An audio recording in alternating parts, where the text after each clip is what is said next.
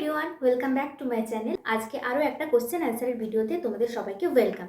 তো চলো ভিডিওটা স্টার্ট করা যায়। তো আমি আজকে যে কোশ্চেনের অ্যান্সার দেব সেগুলো দেখে নাও। তো প্রথমে অঞ্জলি রজক বলে একজন বোন কোশ্চেন করেছে যে দিদি এনিং গভর্নমেন্ট নার্সিং জব পেতে হলে এইচএসে কত মার্কস চাই। তো দেখো, ডাব্লিউবিজি যে এডুকেশন কোয়ালিফিকেশান নোটিশটা দেওয়া আছে ওখানে লেখা আছে এইচএসে অবশ্যই 40% মার্কস তোমাদের পেতে হবে।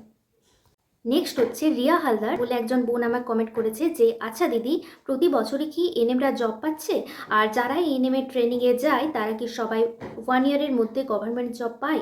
দেখো, আমরা হচ্ছি 3 নম্বর ব্যাচ। 2021-এ একটা ব্যাচ বেরিয়েছে, 2022-এ, আর আমরা হচ্ছি 2023-এর ব্যাচ। তো 2021-এ এবং 22-এ ওরা কিন্তু 1 ইয়ারের মধ্যেই জব পেয়ে গেছে। তো এবার দেখি আমাদের কি হয়। তো আশা করছি আমাদেরও 1 ইয়ারের আগেই হয়ে যাবে জবটা। তো দেখা যাক কি হয়, হোপফুলি জবটা হয়ে যাবে।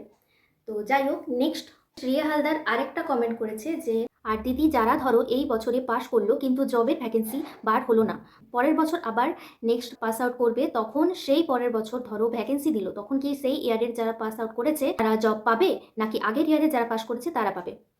দেখো, যদি সেরকম ভ্যাকেন্সি থাকে তাহলে দুটো ইয়ারে একসাথে জয়েনিং দিয়ে দেবে, আর না হলে আগের ব্যাচটাই আগে পোস্টিং দেবে, তারপর নেক্সট ব্যাচকে পরের বার পোস্টিং দেবে। কিন্তু এনএম করলে জব কিন্তু তোমরা গ্যারান্টি পাবেই, সেটা 1 ইয়ারের মধ্যেই হোক বা একটু লেট করে হলেও তোমরা জবটা কিন্তু অবশ্যই পাবে। তো নেক্সট কোয়েশ্চেন বলেছে রোশনি, গুড মর্নিং দিদি, আমি এসটি এনএম করতে কত চাই, এনএম করতে কত মার্কস লাগে? দিদি তুমি কি অনলাইন কোচিং নিয়েছিলে? যদি অনলাইন নিয়ে থাকো তাহলে প্লিজ বলো। তো নাম্বারের ভিডিওটা আমি আগের ভিডিওতে বলেছি, দেখে নিও। আর আমি অনলাইন কোচিং নিয়েছিলাম এক্সাম অ্যালবামে।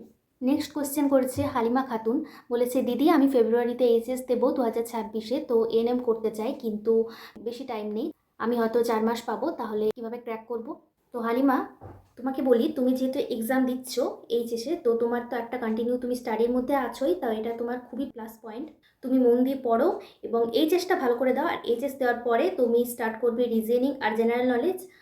এই দুটো পড়লে তুমি কিন্তু ভালো নাম্বার পাবে, আর তার সাথে লাইফ সায়েন্স আর ফিজিক্যাল সায়েন্স খুব ভালোভাবে পড়বে। আর যেহেতু তুমি বললাম কন্টিনিউ স্টাডির মধ্যে আছো, তো পাওয়ার চান্সটা অনেক বেশি। শ্রেয়া বলে একজন বলে আমাকে কমেন্ট করেছে যে ফিজিক্সটা কীভাবে পড়বো, আর তাছাড়া অনেকেই জানতে চেয়েছো যে ফিজিক্সটা কীভাবে পড়বে। তো ফিজিক্যাল সায়েন্সটা কীভাবে পড়বে সেটা আমি নেক্সট ভিডিওতে বলবো। ভিডিওটা ভালো লাগলে লাইক, কমেন্ট, শেয়ার আর সাবস্ক্রাইব করে দিও। আর যদি কোনো আরও কোয়েশ্চেন থাকে তোমরা কমেন্টে জানাতে পারো। তো টাটা, ভিডিওটা এখানে শেষ করছি, দেখা হচ্ছে নেক্সট ভিডিওতে।